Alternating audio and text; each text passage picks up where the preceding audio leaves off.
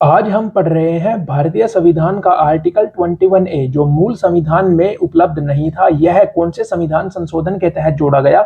86वें संविधान संशोधन 2002 के तहत हमारे भारतीय संविधान में आर्टिकल 21A जोड़ा गया। ये क्या कहता है?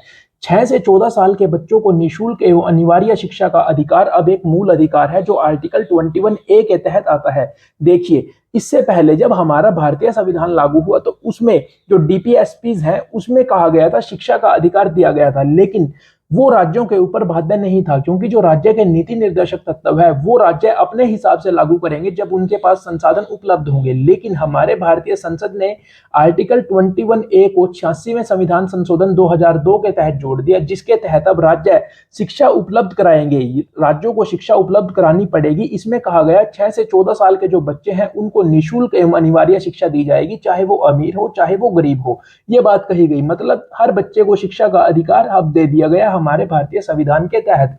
संसद ने निःशुल्क एवं अनिवार्य शिक्षा का अधिकार मतलब राइट टू एजुकेशन अधिनियम 2002 अधिनियमित किया।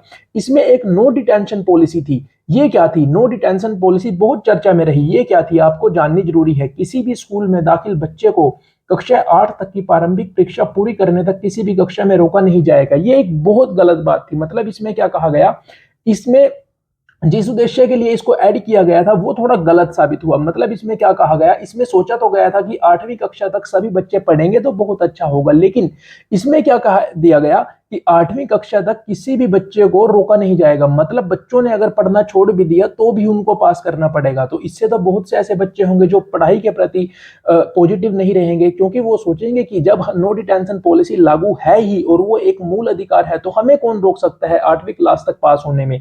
तो 8वीं कक्षा तक तो उनको आप पास करते रहेंगे, लेकिन जैसे ही वो 9th या 10th में जाएंगे तो फिर उनको प्रॉब्लम फेस करनी पड़ेगी। तो ये बहुत ज्यादा चर्चा में रही। तो फिर केंद्रीय शिक्षा सलाहकार बोर्ड बनाया गया 2016 में। ये किस लिए बनाया गया? इसको कहा गया नो डिटेंशन पॉलिसी को खत्म करने हेतु इससे पूछा गया। ठीक है, क्यों पूछा गया? क्योंकि यह सीखने के परिणामों को कम कर रहा था। अब जब बच्चों को पता ही है तो पास तो होना ही है नो डिटेंशन पॉलिसी के तहत, तो पढ़ने की क्या आवश्यकता है। इसलिए अब क्या किया गया, जो ये राइट टू एजुकेशन अधिनियम था 2009, इसमें 2019 में संशोधन किया गया। क्यों किया गया? ताकि नो डिटेंशन पॉलिसी का जो एक क्लोज है उसको हटाया जा सके या उसमें कुछ संशोधन किया जा सके। अब इसमें क्या ऐड कर दिया गया, प्रत्येक शैक्षणिक वर्ष के अंत में 5वीं और 8वीं कक्षा में परीक्षा देनी होगी। ठीक है, जो बहुत अच्छा किया। यदि कोई बच्चा असफल होता है तो देखिए, अब बहुत से बच्चे ऐसे हैं जो पढ़ने में कमजोर हैं, अगर वो असफल हो गए तो उनको डायरेक्ट ऐसा नहीं है कि उनको दोबारा फिर पिछली क्लास में बैठाओ, उनको एक और मौका दो, 2 महीने के अंदर दोबारा फिर उनके पेपर लो, उनको दोबारा फिर अवसर दिया जाए, ऐसा इसमें प्रावधान किया गया।